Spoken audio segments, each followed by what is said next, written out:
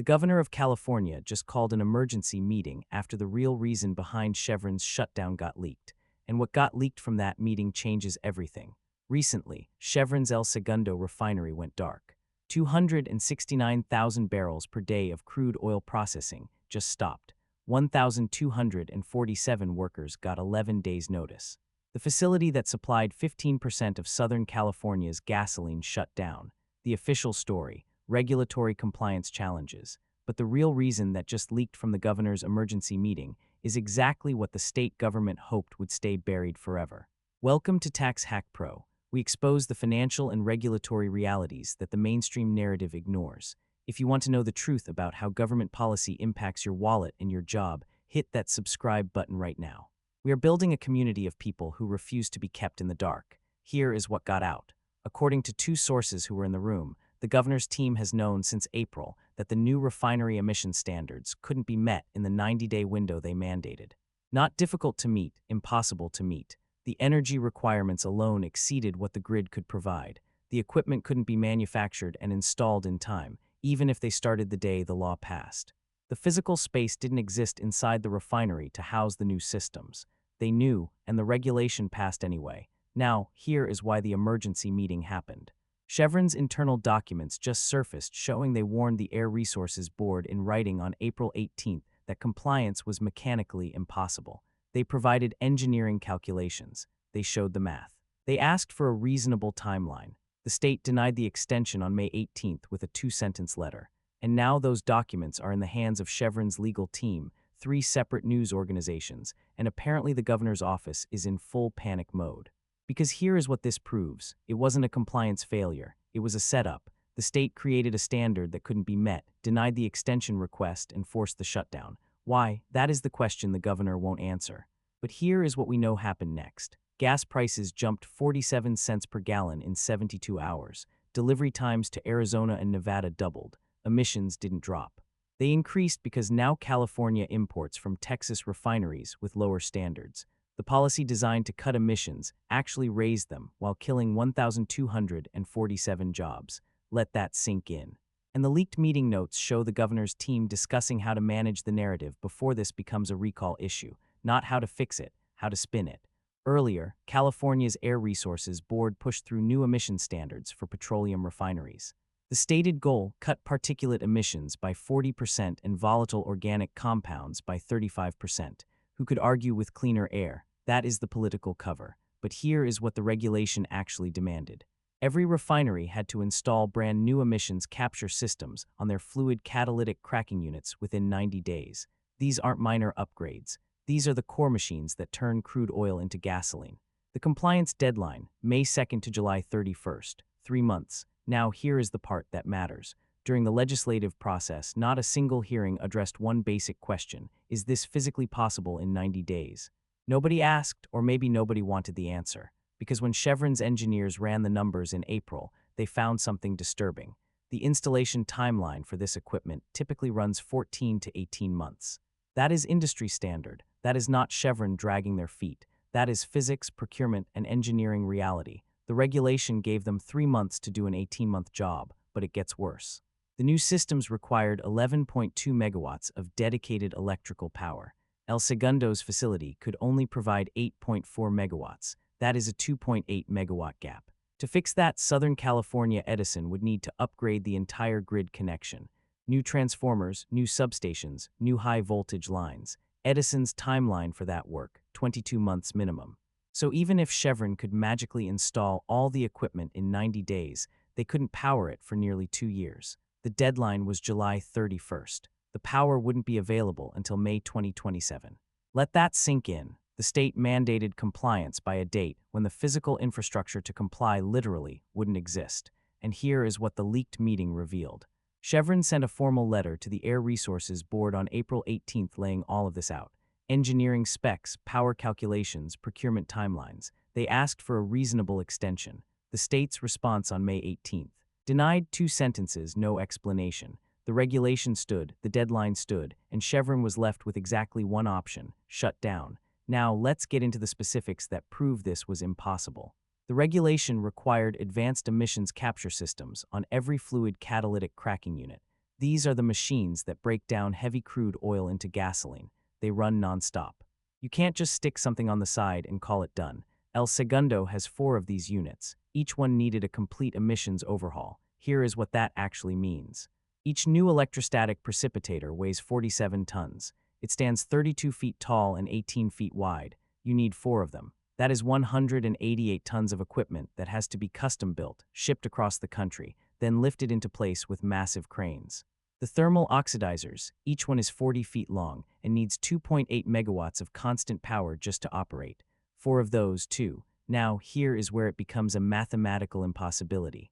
Total power needed for the new systems, 11.2 megawatts running continuously. El Segundo's electrical infrastructure caps out at 8.4 megawatts total. There is a 2.8 megawatt gap. That is not a small shortage. That is nearly a third of what they would need. Southern California Edison assessed what it would take to close that gap. New transformers, new high-voltage lines, a new substation built from scratch. Timeline: 22 months at minimum. The compliance deadline: 90 days. So right there, it is over. You can't comply by July 31st when the power to run the equipment won't exist until May 2027. That is not cutting it close. That is physically impossible. But wait, there is more. The equipment footprint required 14,200 square feet of floor space, the available space inside the refinery. 8,100 square feet. They were 6,100 square feet short. Where exactly do you put equipment when the building isn't big enough to hold it? And even if they solved the space problem and the power problem, there is procurement. Custom electrostatic precipitators of this size take 38 to 44 weeks to manufacture. That is from the day you place the order. Chevron ordered on April 22nd, the earliest they possibly could after getting the engineering specs done. Delivery date, February 2026. The compliance deadline, July 31st, 2025. The equipment needed to meet the deadline wouldn't physically exist until 7 months after the deadline passed. This is checkmate. You can't install equipment that hasn't been built yet. You can't power systems when the electrical grid can't support them. You can't fit 14,200 square feet of machinery into 8,100 square feet of space. It is not hard. It is not expensive. It is impossible. And according to the leaked meeting documents, the governor's staff had all of these numbers before the regulation was finalized. They knew the math didn't work. They passed it anyway. El Segundo supplied 15% of Southern California's gasoline.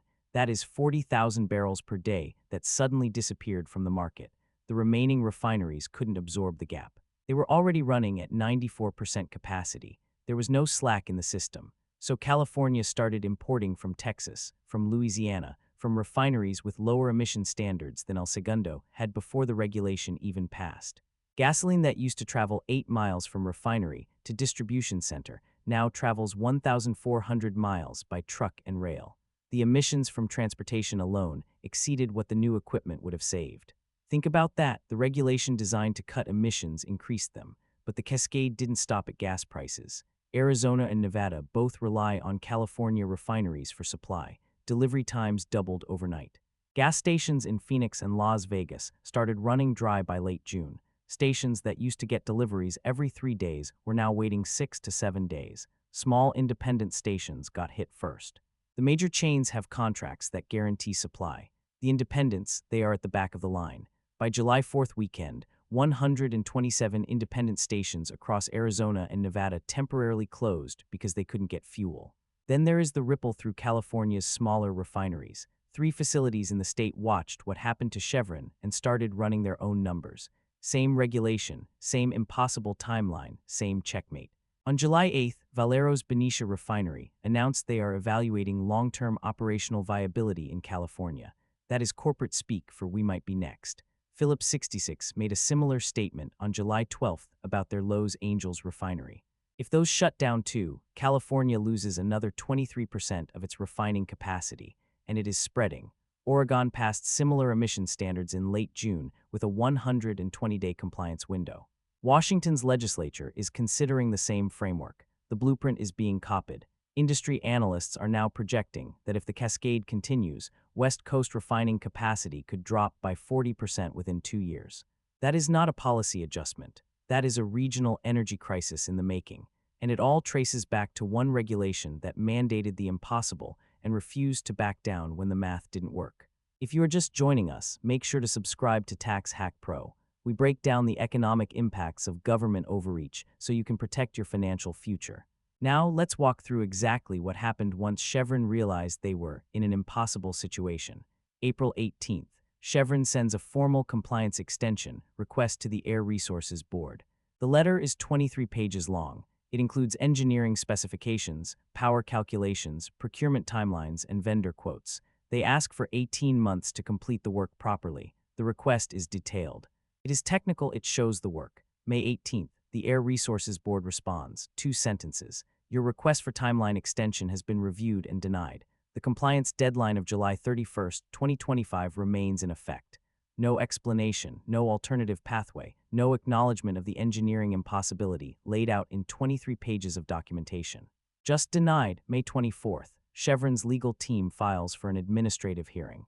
They argue the regulation violates the Administrative Procedure Act because it mandates compliance that is physically unachievable. May 29th, according to sources inside Chevron, senior executives hold an all-day meeting with refinery operations leadership. The topic: what happens if we can't comply by July 31st? The options are limited. Run the refinery past the deadline and face penalties of $37,500 per day per violation. With 4 cracking units, that is $150,000 per day in fines, or shut down. They run the numbers. Operating under fines would cost $4.5 million per month. The legal exposure alone makes it untenable. June 2nd, the emergency meeting at the governor's office happens.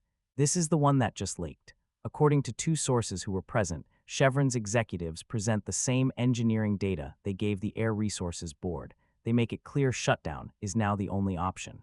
The governor's team, according to the leaked notes, spends most of the meeting discussing communication strategy and narrative management, not solutions. Spin, June 9th.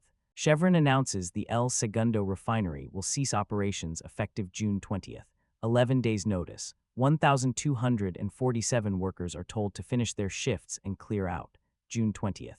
The refinery goes dark. The facility that processed 269,000 barrels per day stops. The 900-acre complex goes silent. July 15th.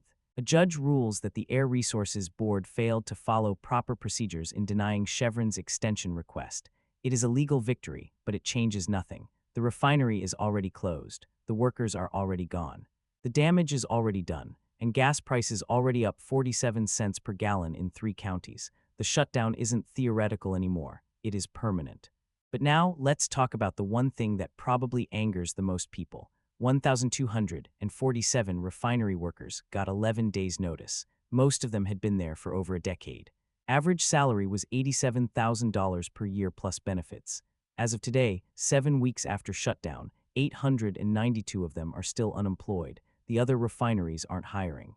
They are watching the same regulations come for them next. Nobody is expanding. Nobody is adding positions. These workers did everything right, showed up every day, built careers, and now they are filling out unemployment forms because politicians mandated the impossible and refused to admit it. Then there is the small business owners caught in the crossfire. Independent gas station operators across Southern California are getting destroyed. They buy fuel on the spot market because they don't have the volume for long-term supply contracts. Wholesale fuel costs jumped 76 cents per gallon in 6 weeks.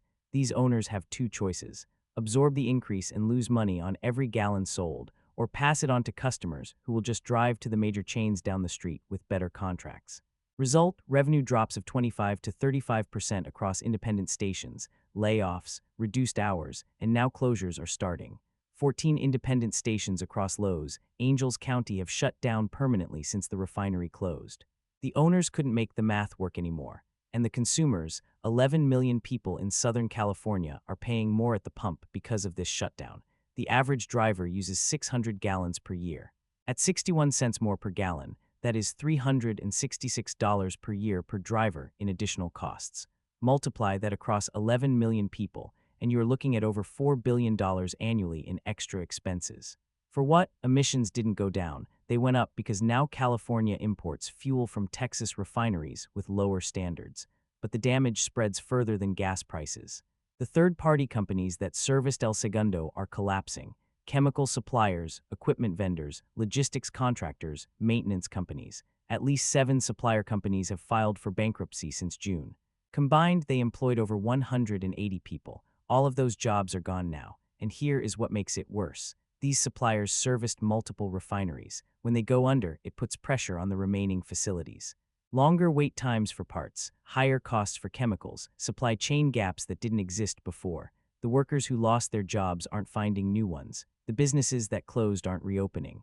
The suppliers that went bankrupt aren't coming back. This isn't temporary economic disruption. This is permanent damage to people's lives and livelihoods, and every single bit of it was avoidable. The state knew the regulation was impossible. They were warned in writing. They had the engineering data. They pushed forward anyway. The people paying the price didn't make this decision. They are just living with the consequences. Now let's talk about the legal battle that everyone thought would fix this. On May 24th, Chevron filed for an administrative hearing.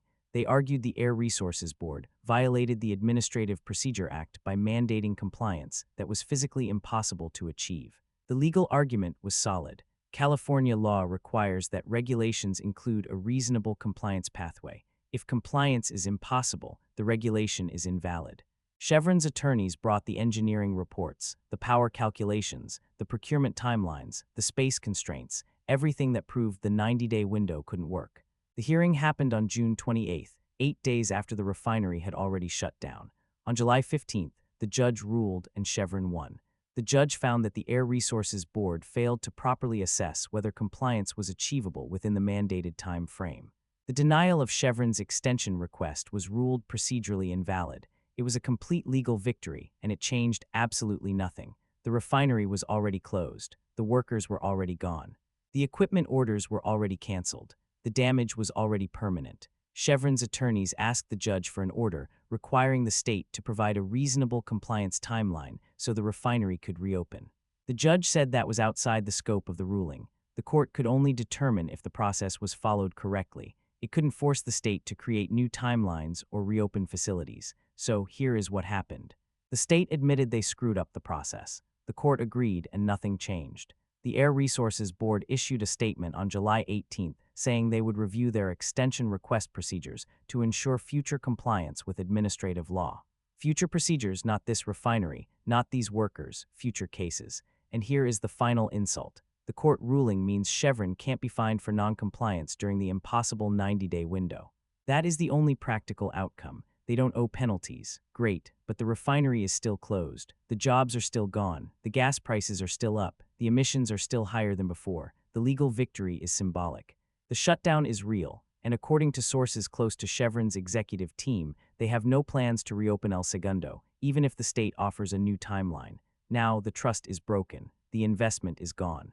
The facility is done. The governor has not held a single public press conference about the El Segundo shutdown. Not one. June 9th, the day Chevron announced the closure, the governor's office released a one-paragraph statement. It said California remains committed to environmental progress and that the state would work with industry partners to ensure a smooth transition. That was it. No follow-up, no explanation, no acknowledgement that 1,247 people just lost their jobs. On June 15th, the governor had a scheduled press conference about transportation infrastructure. Reporters asked about the refinery. He said, "We are monitoring the situation," and moved on. On June 23rd, another scheduled appearance about water policy. Same question. He said, "My team is reviewing all relevant data," and took no follow-up questions. On July 2nd, he was supposed to attend a town hall in Los Angeles County. It was quietly canceled 3 days before. No explanation given. The governor hasn't directly addressed the shutdown in 7 weeks. But here is what the leaked meeting notes reveal. On June 2nd, during that emergency session with Chevron executives, the governor's chief of staff asked how to minimize political exposure from the closure. Not how to prevent it, not how to fix it, how to manage the political fallout. According to sources in the room, the environmental policy director said they should let this news cycle pass before engaging publicly. That is the strategy. Wait it out. Hope people forget. And off the record, there is more. A senior official at the Air Resources Board told a trade publication in late June that they knew the timeline was aggressive, but believed Chevron would find a way to make it work.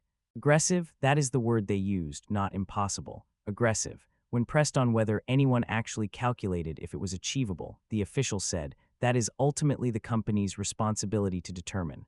Let that sink in." The state mandates compliance in 90 days. The company says it is impossible and provides engineering proof. The state denies the extension. And then when the shutdown happens, the state says it was the company's job to figure it out. That is not policy, that is blame shifting. And now Oregon and Washington are copying this exact framework. Same short timelines, same equipment requirements, same impossible math.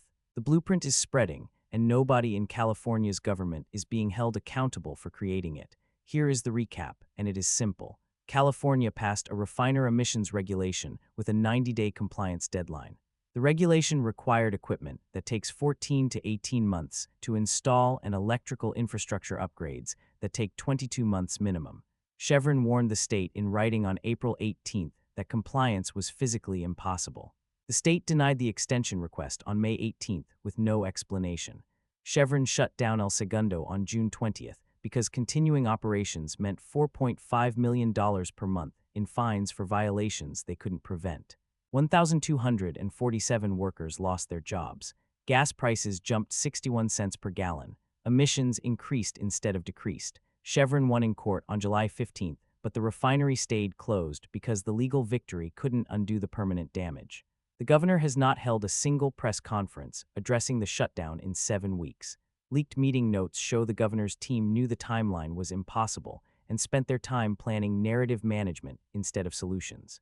And now Oregon and Washington are replicating this exact regulatory framework. That is the chain. That is what happened. And it was completely avoidable. This is not abstract policy debate. This is 1,247 people who can't pay their mortgages. This is small business owners closing their doors. This is $4 billion per year in additional costs on consumers, and it is a blueprint. Other states are watching what California did and copying it. So here is the warning. If this regulatory approach spreads, West Coast refining capacity could drop 40% within 2 years. Gas prices will keep climbing. Emissions will keep increasing because the fuel just gets imported from states with lower standards. The policy doesn't achieve its goal. It just exports the problem while destroying local jobs and raising costs. If you appreciate this level of deep dive analysis, do me a favor and subscribe to Tax Hack Pro. We are committed to bringing you the facts that others won't. And here is my question for you. Should the governor face a recall over this?